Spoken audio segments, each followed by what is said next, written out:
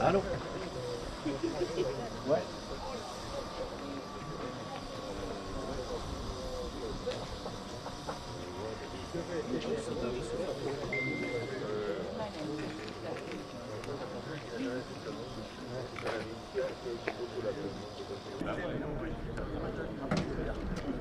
Bonjour messieurs, nous sommes aujourd'hui devant un avion mythique, le dernier réalisé encore en vol en France, et nous avons la chance d'interviewer l'équipage présent ce jour.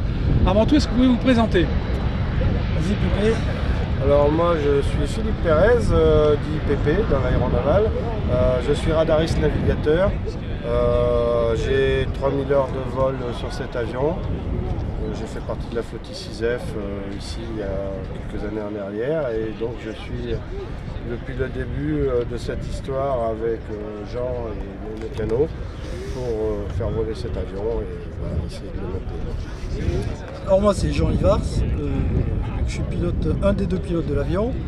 J'ai fait 23 ans dans la marine, 700 heures sur Alizé, et voilà, donc je suis vice-président, trésorier de l'association depuis le tout début. Alors justement, cette association, comment est-ce qu'elle s'est créée? Alors c'est parti de l'idée d'un pilote d'hélicoptère, bizarrement, qu'il l'avait avant, mais moi j'étais mis au courant sur le Charles de Gaulle pendant l'Afghanistan en 2002, tout début.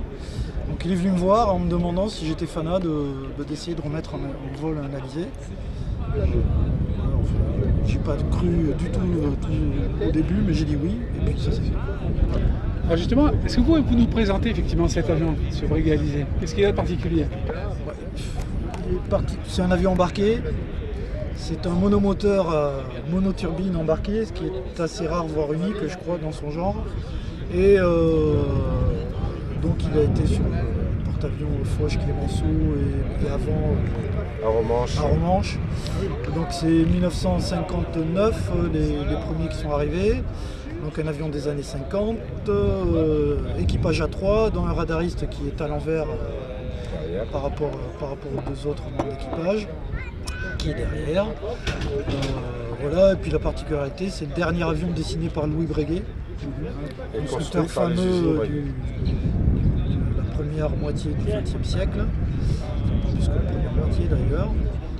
C'est vraiment l'avion, le dernier qu'il a dessiné lui-même.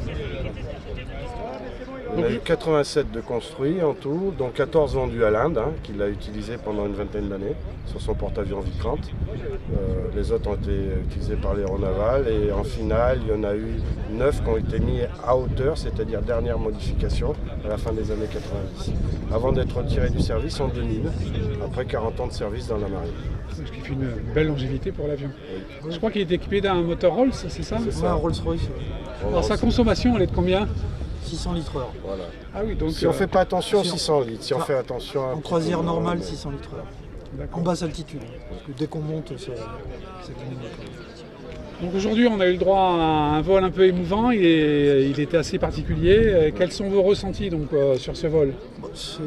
C'est vol de sortie de visite, puisqu'il sort de grande visite, donc il est prêt à faire plein d'heures de vol, bizarrement, le jour de son dernier vol. C'est toujours un plaisir. Alors c'est particulier l'Alizé. Moi j'ai toujours trouvé ça pas confortable, beaucoup trop bruyant. Un pilotage un petit peu particulier, pas homogène. Enfin, moi c'est mon avis personnel, mais ça reste toujours un plaisir parce que c'est un avion à l'ancienne, quoi. Ça pue, ça fait beaucoup de bruit comme je l'ai dit. Et les commandes sont pas homogènes, faut s'en occuper, faut se battre un petit peu. Ça demande vraiment Ça se pilote.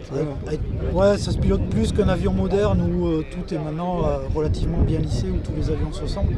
J'entends les avions à aile droite. Voilà.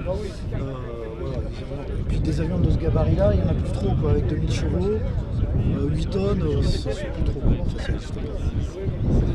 Alors donc on a parlé de ce vol, et quel est l'avenir donc, pour cet avion? J'aimerais bien le savoir. Donc le dernier vol annoncé, on va le laisser ici. Nous on espère encore le sauver. On va le laisser ici on lâche dehors, pas, hein, mais là-bas, au fond. on arrive à un moment où on est une association. Il faut bien comprendre ça. Une association, c'est un regroupement de personnes qui veulent se rencontrer. C'est plus social que technique, qui veulent se rencontrer pour prendre du plaisir sur un objet commun. Donc c'est ça.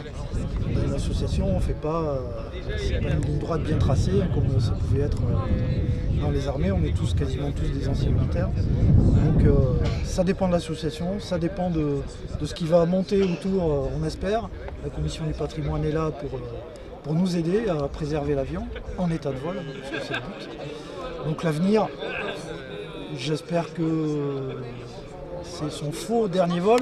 On l'espère aussi. Certains artistes annoncent leur dernière tournée et puis ils en refont derrière.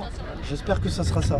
Et que personne ne nous en voudra de faire un autre dernier vol dans 20 ans. Donc on va croiser les doigts Ouais. et on va vous dire merde, Si. entre guillemets, en espérant, parce qu'il est hors de question de laisser l'avion perdu et de laisser l'association aussi disparaître. Et en plus, il fonctionne aussi bien que quand il était neuf.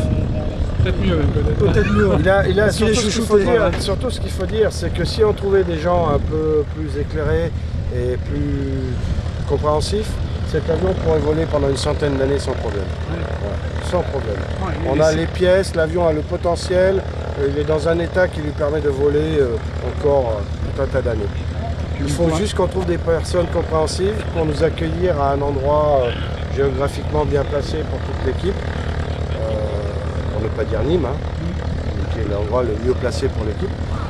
Si on arrive à trouver ça, c'est sauvé, l'avion est sauvé et il continuera à voler pendant de longues années. Notre équipe technique est en train de préparer sa suite, puisque bon, comme tous, elle vieillit.